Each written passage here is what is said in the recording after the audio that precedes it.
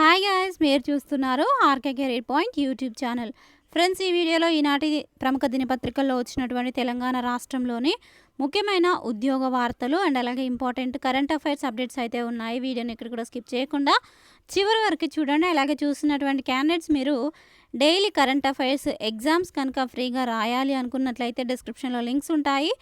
Daily current affairs updates అయితే మీకు provide చేయడం జరుగుతుంది. ఫ్రీగా టెస్టులు రాసుకోవచ్చు. సో ఇక లేట్ చేయకుండా ముందుగా జాబ్ అప్డేట్స్ అయితే చూద్దాము.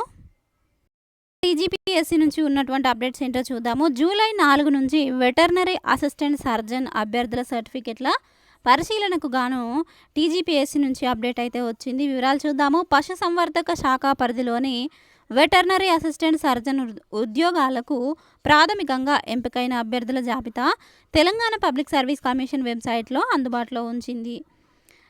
కమిషన్ కార్యదర్శి నవీన్ నికోలస్ ఈ ప్రకటన చేస్తూ ఈ యొక్క ఫలితాలను అయితే వెల్లడించామంటూ తెలియజేశారు. ప్రాథమికంగా ఎంపికైన అభ్యర్థులు జూలై 4వ తేదీ నుంచి 8వ తేదీ వరకు సర్టిఫికెట్ల పరిశీలన ప్రక్రియకు హాజరు కావాలని సూచించారు. నిర్దేశించిన తేదీల్లో నాంపల్లిలోని తెలంగాణ పబ్లిక్ సర్వీస్ కమిషన్ కార్యాలయంలో పరిశీలన ప్రక్రియకు అభ్యర్థులు హాజరు కావాలని సూచించారు. మరిన్ని వివరాలకు కమిషన్ వెబ్సైట్ను సందర్శించాలని సూచించారు.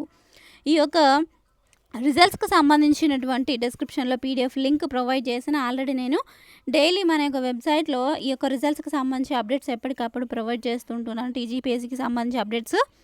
సో ఎవరైనా చూడని వాళ్ళనట్లయితే రిజల్ట్స్ డిస్క్రిప్షన్లో లింక్స్ ఉంటాయి, చెక్ చేసుకోండి. ఇక మరొక అప్డేట్ చూద్దాము. నోటిఫికేషన్కి సంబంధించినటువంటి అప్డేట్ అండి. ఎన్ఎండిసిలో ఉద్యోగాలకు నోటిఫికేషన్. నవరత్న ప్రభుత్వ రంగ సంస్థ అయినటువంటి జాతీయ ఖనిజాభివృద్ధి సంస్థ కాంట్రాక్టు పద్ధతిలో ఉద్యోగాల భర్తీకి నోటిఫికేషన్ జారీ చేసింది. వీటిలో civil 9, mechanical 5, personal 21, electrical 3, material management 1, survey 2, computer and information technology 4, safety 8, project monitoring cell 13, లా విభాగంలో 11, ఎన్విరాన్మెంట్ విభాగంలో 2, కార్పొరేట్ సోషల్ రెస్పాన్సిబిలిటీ 2 పోస్టులు భర్తీ చేయనున్నట్లుగా చెప్పింది. గ్రాడ్యుయేషన్ లేక డిప్లొమా కలిగి గరిష్ట వయస్సు 45 ఏళ్లకు మించకుండా ఉండాలని స్పష్టం చేసింది. అర్హత కలిగినటువంటి క్యాండిడేట్స్ ఆన్లైన్లో దరఖాస్తు చేసుకోవచ్చు. వివరాలకు అఫీషియల్ వెబ్సైట్ను సంప్రదించవచ్చని సూచించింది. Interest candidates official website link మన యొక్క వెబ్సైట్లో మీకు డైలీ జాబ్ అప్డేట్స్ అయితే అప్డేట్ చేయడం జరుగుతుంది. డిస్క్రిప్షన్లో లింక్స్ ఉంటాయి. ఇంట్రెస్ట్ క్యాండిడేట్స్ అయితే అప్లై చేసుకోండి. ఇక మరొక అప్డేట్ చూద్దాము. టీజీపీఎస్సీ నుండి న్యాయ నిపుణులకు దరఖాస్తులు. టీజీపీఎస్సీలో లీగల్ ఎక్స్పర్ట్ 3, సీనియర్ కౌన్సిల్ 1 పోస్టుల భర్తీ కోసము శనివారం నోటిఫికేషన్ విడుదల చేశారు.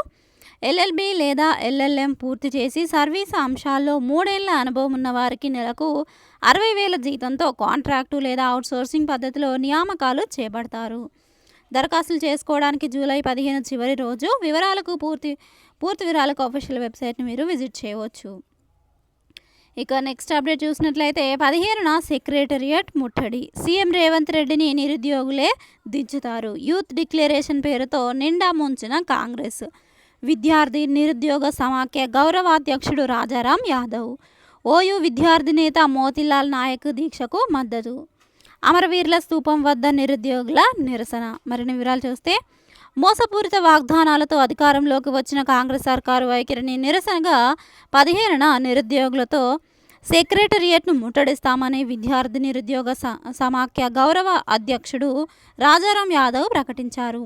తెలంగాణ నిరుద్యోగులను కాంగ్రెస్ అగ్రనేత రాహుల్ గాంధీ, సీఎం రేవంత్ రెడ్డి దగా చేసిన వైనాన్ని జాతీయ స్థాయిలో ఎండగడతామని హెచ్చరించారు. ఇక నెక్స్ట్ అప్డేట్ చూసినట్లయితే 2 లక్షల ఉద్యోగాలు ఇవ్వాలి. ఇదే న్యూస్కి సంబంధించి మరొక పేపర్లో ఈ విధంగా ఇవ్వడం జరిగింది. రాజారాం యాదవ్ డిమాండ్. ఓయూ విద్యార్థి నేత ఆమరణ దీక్షకు పలువురి మద్దతు. ఇక మరిన్ని వివరాలు చూద్దాము. యూత్ డిక్లరేషన్ ప్రకారం వెంటనే 2 లక్షల ఉద్యోగాలకు నోటిఫికేషన్లు ఇవ్వాలని విద్యార్థి నిరుద్యోగ సమాఖ్య గౌరవ అధ్యక్షుడు రాజారాము ప్రభుత్వాన్ని డిమాండ్ చేశారు. ఇక ఈ యొక్క డిమాండ్స్లో 2 లక్షల ఉద్యోగాల భర్తీకి నోటిఫికేషన్లు ఇస్తామని మాట తప్పడాన్ని విమర్శించారు. గ్రూప్ 2లో 2,000, గ్రూప్ 3లో 3,000 వరకు పోస్టులను పెంచాలని, గ్రూప్ 1 మెయిన్స్కు 1:100 నిష్పత్తిలో అభ్యర్థులను పిలవాలని డిమాండ్ చేశారు. ఇక మరొక అప్డేట్ చూద్దాము. పోటీ పరీక్షలకు పాఠాలు. చెప్పేందుకు టీ షాట్లో ప్రత్యక్ష ప్రసారము. స్టాఫ్ సెలక్షన్ కమిషన్ ఆధ్వర్యంలో భర్తీ చేసే కంబైన్డ్ గ్రాడ్యుయేట్ లెవెల్ ఉద్యోగాలకు నిర్వహించే పోటీ పరీక్షలకు హాజరయ్యేటువంటి అభ్యర్థుల కోసము ప్రత్యక్ష ప్రసార కార్యక్రమాన్ని ఏర్పాటు చేసినట్లు టీషాట్ సీఈఓ బోదనపల్లి వేణుగోపాల్ రెడ్డి శనివారం ఒక ప్రకటనలో తెలిపారు. సుమారు 17,727 సీజీఎల్ పోస్టులకు సంబంధించి రాష్ట్రంలోని నిరుద్యోగ యువతకు అవగాహన కల్పించేందుకు ఈ నెల 30న మధ్యాహ్నం 12 గంటల నుంచి 1 గంట వరకు ప్రత్యక్ష ప్రసారం ఉంటుందన్నారు. పరీక్షలు రాసే అభ్యర్థులు 0402355637 లేదా 04023540 నంబర్లను సంప్రదించవచ్చని సూచించారు. ఇక ఎస్ఎస్సి సీజీఎల్ ఉద్యోగాల భర్తీకి జూన్ 24న నోటిఫికేషన్ విడుదల కాగా అక్టోబర్లో ప్రిలిమ్స్, డిసెంబర్లో మెయిన్స్ పరీక్షలు నిర్వహిస్తున్నట్లు ఎస్ఎస్సి ప్రకటించిందన్నారు. ఇక మరొక అప్డేట్ చూద్దాము. ప్యాకేజీ ఉద్యోగాల్లో అక్రమాలు. భద్రాద్రి పవర్ ప్లాంట్ ఉద్యోగాల్లో అవకతవకలు. నిజమైన భూ నిర్వాసితులకు ఇవ్వలేదంటున్న బాధితులు. బడాబాబులకే కట్టబెట్టారనే ఆరోపణలు. ఫ్యామిలీ నో ఎర్నింగ్ సర్టిఫికెట్స్లోనూ మోసాలు. కార్యాలయాల నిర్వాసితుల ప్రదక్షిణలు. మరిన్ని వివరాలు చూస్తే తెలంగాణ రాష్ట్ర ప్రభుత్వం భద్రాద్రి కొత్తగూడెం జిల్లా మనుగూరు మండలంలో ఎంతో ప్రతిష్టాత్మకంగా నిర్మించినటువంటి భద్రాద్రి పవర్ ప్లాంట్ ఉద్యోగాలలో భారీ కుంభకోణం జరిగినట్లు తెలుస్తోంది. అధికారులు ప్యాకేజీ ఉద్యోగాల విషయంలో తారుమారు చేశారంటూ ఆరోపణలు వినిపిస్తున్నాయి. భూమి లేని వారికి ఉద్యోగం ఇచ్చారని, భూమి ఉన్నవారికి మొండి చేయి చూపారని, ఫలితంగా అర్హులు తహసీల్దార్ కార్యాలయం, జిల్లా కలెక్టర్ కార్యాలయం చుట్టూ అసలు నిర్వాసితులు ప్రదక్షిణలు చేస్తున్నారు అంటే ఇక్కడ తెలియజేశారు. అండ్ అలాగే అసర్ పవర్ ప్లాంట్లో ఏం జరిగింది అంటే 2014లో మొదటిసారిగా Bhadradri thermal power plant notification వచ్చినప్పుడు ఆ సమయంలో వాస్తవంగా భూమి మీద లేనివారు, ఎటువంటి పట్టాలు లేనివారు 2010 నుంచి 2014 వరకు భూమిపై ఉన్నట్లు సృష్టించి రెవెన్యూ రికార్డుల్లో అక్రమంగా పేర్లు నమోదు చేశారని, ఉద్యోగాలు, ప్లాంట్ ప్యాకేజీలు పొందారని నిర్వాసితులు ఆరోపిస్తున్నారు. అండ్ ఇక కొందరు బడాబాబులు ఇచ్చేటువంటి డబ్బులకు అధికారులు ఆశపడి ఈ తతంగం మొత్తం చేశారని భూ నిర్వాసితులు చెబుతున్నారు. ఆనాడు పినపాక, మనుగూరు మండలాల్లో ఉన్నటువంటి తహసీల్దార్ల హయాంలోనే ప్లాంట్లో భారీ ఎత్తున స్కామ్ జరిగిందని భూ నిర్వాసితులు చెబుతూ ఉన్నారు. ఇక కలెక్టర్ లిస్టు ప్రకారమే ఉద్యోగాలు, ప్యాకేజీ ఇచ్చారంటున్నటువంటి Bichanna Bhadradri power plant CE వివరాలు చూస్తే రెవెన్యూ అధికారులే భూములు సర్వే చేసి ఆ సర్వే రిపోర్ట్ను కలెక్టర్కు, జిల్లా భూసేకరణ అధికారికి పంపిస్తారు. ఆ తర్వాత జిల్లా భూసేకరణ సెలక్షన్ కమిటీ అధికారులు ఫైనల్ లిస్టు తయారు చేసి కలెక్టర్కు అందజేశారు. కలెక్టర్ ఏ లిస్ట్ అయితే మాకు పంపిస్తారో ఆ లిస్టులో ఉన్న వారికే ఉద్యోగాలు, ప్యాకేజీలు ఇస్తామంటూ ప్లాంట్ కింద భూములు కోల్పోయి ఉద్యోగాలు, ప్యాకేజీలు రానివారు కలెక్టరు, రెవెన్యూ అధికారులని సంప్రదించాలి అంటూ కూడా ఇక్కడ వారు తెలియజేస్తున్నారు.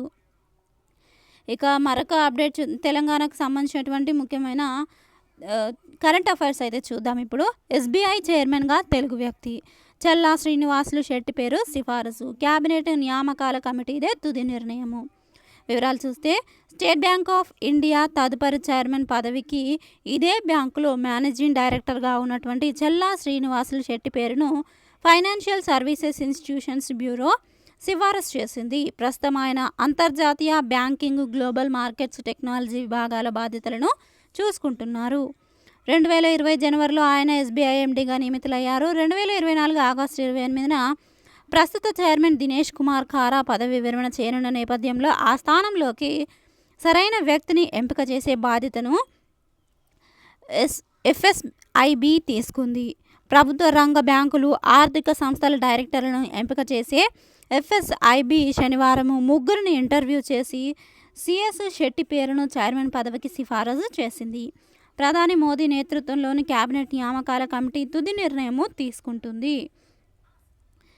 ఇక ఎఫ్ఎస్ఐబి అధిపతిగా వ్యక్తిగత శిక్షణ విభాగము మాజీ కార్యదర్శి భానుప్రతాప్ శర్మ వ్యవహరిస్తున్నారు. ఈ బ్యూరోలో ఆర్థిక సేవల కార్యదర్శి, ప్రభుత్వ సంస్థల విభాగ కార్యదర్శి, ఆర్బీఐ డిప్యూటీ గవర్నరు సభ్యులుగా ఉన్నారు. ఇంకా మరొక నెక్స్ట్ కరెంట్ అఫైర్స్ చూసినట్లయితే సిబిటిడి చైర్మన్గా రవి అగర్వాల్. వివరాలు చూస్తే కేంద్ర ప్రత్యక్ష పన్నుల బోర్డు సిబిడిటికు కొత్త చైర్మన్గా రవి అగర్వాల్ నియమితులయ్యారు. ఈయన 1988 బ్యాచ్ ఐఆర్ఎస్ అధికారి. 2025 జూన్ వరకు రవి అగర్వాల్ సిపిడిటి చైర్మన్గా కొనసాగుతారని నియామకాలపై ఏర్పాటైన కేంద్ర మంత్రివర్గ కమిటీ జారీ చేసిన ఆదేశాల ఆధారంగా తెలుస్తోంది. ఇక మరొక నెక్స్ట్ కరెంట్ అఫైర్స్ అప్డేట్ చూసినట్లయితే ఆపరేషన్ ముస్కాన్కు సమాయత్తం. వివరాలు చూస్తే బాల కార్మికులు, వెట్టి చాకరీ యాచన చేసే చిన్నారులు, అదృశ్యమైన బాలలను గుర్తించేందుకు ఆపరేషన్ ముస్కాన్ పేరిట జూలై 1 నుంచి ప్రత్యేక డ్రైవ్ను నిర్వహించనున్నారు. తప్పిపోయిన చిన్నారుల జాడ కనిపెట్టేందుకు దర్పణ్ పరిజ్ఞానాన్ని ఈ డ్రైవ్లో వినియోగించనున్నారు. ఇక దీనికి సంబంధించి మరిన్ని వివరాలు చూసినట్లయితే రేపటి నుంచి నెలపాటు రాష్ట్ర వ్యాప్తంగా స్పెషల్ డ్రైవ్. బాల కార్మికులు, వెట్టి చాకరీ యాచకుల్ని గుర్తించనున్నటువంటి ప్రత్యేక బృందాలు. బాల కార్మికులు, వెట్టి చాకరీ యాచన చేసే చిన్నారులు, అదృశ్యమైన బాలలను గుర్తించేందుకు ఆపరేషన్ ముస్కాన్ పేరిట జూలై 1 నుంచి ప్రత్యేక డ్రైవ్ నిర్వహించనున్నారు. రాష్ట్ర మహిళా భద్రతా విభాగం ఆధ్వర్యంలో స్థానిక పోలీసులతో కూడిన యాంటీ హ్యూమన్ ట్రాఫికింగ్ సిబ్బందితో పాటు కార్మిక శాఖ, మహిళా శిశు సంక్షేమ శాఖ, పాఠశాల విద్య, ప్రజారోగ్య, లీగల్ సర్వీస్ అథారిటీతో పాటు ఎన్జీఓలు ఈ స్పెషల్ డ్రైవ్లో పాల్గొంటాయి. మొత్తం 120 సబ్ డివిజనల్ కమిటీలు ఈ స్పెషల్ డ్రైవ్ను ఈ నెల 31 వరకు కొనసాగించనున్నాయి. ఇక నెలపాటు నిర్వహించే ఆపరేషన్ ముస్కాన్కు సంబంధించి సన్నాహక సమావేశాన్ని శనివారం నిర్వహించారు. ఇందులో అన్ని భాగస్వామ్య విభాగాల అధికారులు పాల్గొని క్షేత్రస్థాయి అధికారులకు తగు సూచనలు ఇచ్చారు. తప్పిపోయిన చిన్నారుల జాడ కనిపెట్టేందుకు తెలంగాణ పోలీసులు వినియోగిస్తున్న దర్పణ్ పరిజ్ఞానాన్ని సైతం ఈ డ్రైవ్లో అధికారులు వినియోగించనున్నారు. ఈ యొక్క పరిజ్ఞానానికి సంబంధించినటువంటి నేమ్ గుర్తుంచుకోండి. దర్పణ్ పరిజ్ఞానాన్ని ఇక్కడ అధికారులు అయితే వినియోగించనున్నారు. ఇక సైన్స్ అండ్ టెక్నాలజీకి సంబంధించినటువంటి కరెంట్ అఫైర్ బిట్ చూద్దాము. సూర్యవాహనంలో చంద్రుడిపైకి భారతీయులు. 2040 నాటికి చందమామపై కాలు మోపేందుకు mega rocket. ISRO chairman doctor Somanath వెల్లడి. వివరాలు చూస్తే మనుషులను చంద్రుడిపైకి పంపే యాత్ర కోసము ముమ్మర కసరత్తు చేస్తున్నామని ఇస్రో చైర్మన్ డాక్టర్ సోమనాథ్ తెలిపారు. ఇందుకోసము సూర్య అంటే నెక్స్ట్ జనరేషన్ లాంచ్ వెహికల్ అనే కొత్త రాకెట్ను నిర్మిస్తున్నామని వెల్లడించారు. ఇది ఇప్పుడున్నటువంటి రాకెట్ల కంటే చాలా పెద్దదన్నారు. 2040 నాటికి భారతీయులను చంద్రుడిపైకి చేర్చడంలో సూర్య కీలక పాత్ర పోషిస్తుందని ఆయన చెప్పారు. చంద్రయాన్ 3 మిషన్ ల్యాండ్ అయినటువంటి శివశక్తి పాయింట్ నుంచి శాంపిల్స్ను సేకరించి భూమికి తీసుకురావాలనే లక్ష్యంలో ఉన్నామన్నారు. రాబోయే కొన్నేళ్లలో అది సాకారం అవుతుందని సోమనాథ్ విశ్వాసం వ్యక్తం చేశారు. 2035 నాటికి భారతదేశము సొంత అంతరిక్ష కేంద్రాన్ని కలిగి ఉంటుందని ప్రధాని మోడీ చేసిన ప్రకటన గురించి ప్రస్తావిస్తూ 2028 నాటికి భారతీయ అంతరిక్ష కేంద్రం మొదటి దశను నిర్మిస్తామని ఆయన వెల్లడించారు. దీనికి సంబంధించిన రోబోటిక్ డిజైన్ను రెడీ చేశామని, ప్రభుత్వ ఆమోదం కోసం నివేదిక పంపామని ఇస్రో చీఫ్ తెలిపారు.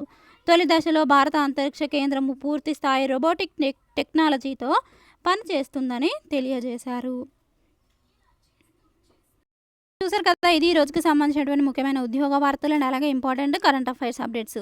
ఈ వివరాలు కనుక మీకు నచ్చినట్లయితే తప్పకుండా వీడియోని లైక్ చేసి ఇలాంటి అప్డేట్స్ కోసం మన ఛానల్ సబ్స్క్రైబ్ చేసుకొని డైలీ ఫాలో అవుతూ ఉండండి. Thank you friends, thanks for watching this video. Have a nice day, bye.